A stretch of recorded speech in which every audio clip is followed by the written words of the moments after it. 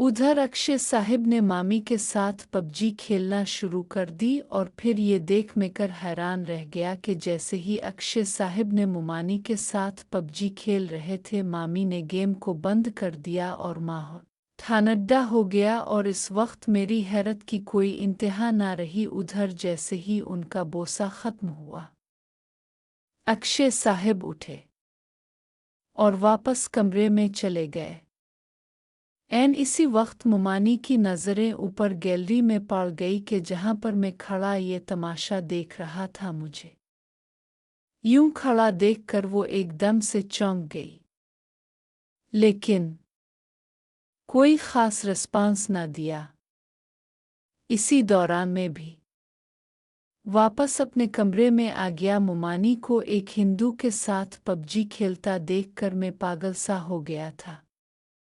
इसीलिए कमरे में आकर मैं इसी गुस्से के आलम में टहलना शुरू हो गया। दोस्तों, चैनल को लाजमी सब्सक्राइब करें ताकि इसका नया एपिसोड जल्द आ सके। अभी मुझे कमरे में टहलते हुए थोड़ी ही देर गुजरी थी कि अचानक होरम मुमानी कमरे में दाखिल हुई। उनकी आंखों से शोले बरस रहे थे। कमरे में दाखिल होते ही उन्होंने मेरी तरफ देखा और फिर बड़े ही तारश लहजे में कहने लगी, तुम गैलरी में खड़े क्या कर रहे थे? फिर गुस्से में फुनकारते हुए बोली, ऐसी हरकत करते हुए तुम्हें शर्म नहीं आती?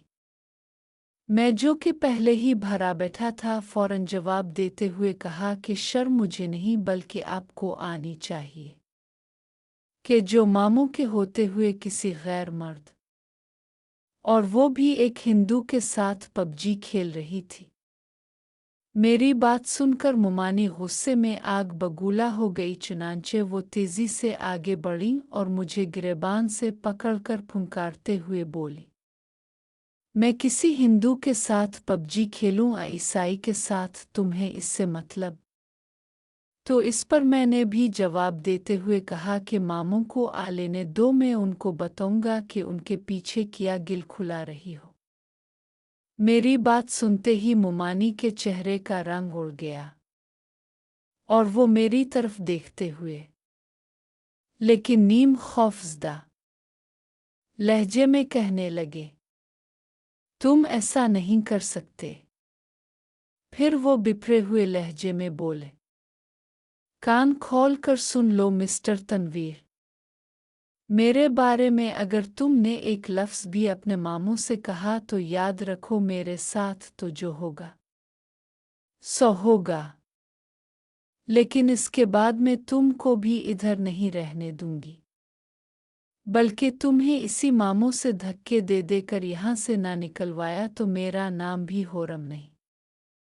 इसके फौरन बाद वो मुझसे मुखातिब होकर बड़े ही सर्द लहजे में कहने लगे, सुनो मटर, मैं तुम्हें आज रात की मोहलत देती। अगर तुमने यहाँ रहना है तो जैसे मैं चाहूँगी तुम्हें वैसे ही रहना पड़ेगा, वरना याद रखो, मेरी यहाँ इतनी वाकिफियत है कि मैं तुम पर पुलिस केस बनवा कर तुम्हें डिपोर्ट करवा दूंगी। इतनी बात करके मुमानी तो पांव पटकती हुई वहां से चली गई, जबकि उधर मेरा गुस्से के मारे बुरा हाल हो रहा था। अगर इस वक्त मेरे पास मामू का सेल नंबर होता तो मैंने इसी वक्त उनको फ़ोन करके मामी के सारे करतूत बता देने थे, लेकिन शुक्र है कि मेरे पास उनका फ़ोन नंबर ना था। लेकिन दूसरी तरफ ये भी हकीकत थी कि पुलिस का नाम सुनकर अंदर से मैं भी डर गया था।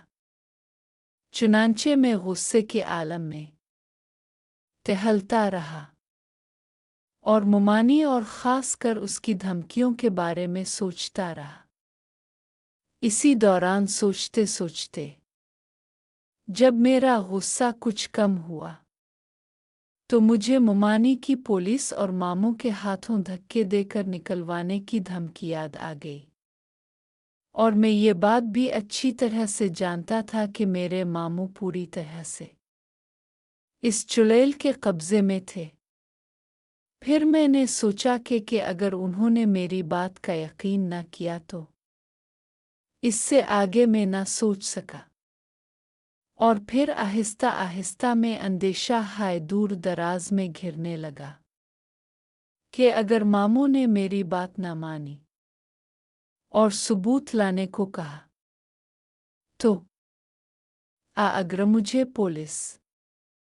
पुलिस का ख्याल आते ही मुझे अपना घर भी याद आ गया कि जिनकी किस्मत संवारने के लिए मैं पढ़ाई छोड़कर अमेरिका में आया था। उसके बाद वो अपनी बात को जारी रखते हुए बोला, जैसा कि तुम जानते हो कि जब मैं यहाँ से गया था तो इस वक्त मेरे अबू एक सरकारी दफ्तर में हेड क्लर्क की पोस्ट पर तैनात थे और मुझे अच्छी तरह से मालूम है कि उनकी थोड़ी सी तनख्वाह में हम लोग बमुश्किल गुजारा किया करते थे और ख़ासकर महीने के आखिर में तो हमारी हालत बहुत ही ज़्यादा पुतली हो जाया करती थी, जबकि इसके बरक्स मेरी उम्मी के बाकी रिश्तेदार बड़े अमीर और अच्छे खाते पीते लोग थे और उन रिश्तेदारों में सिर्फ उम्मी ही गरीब थी।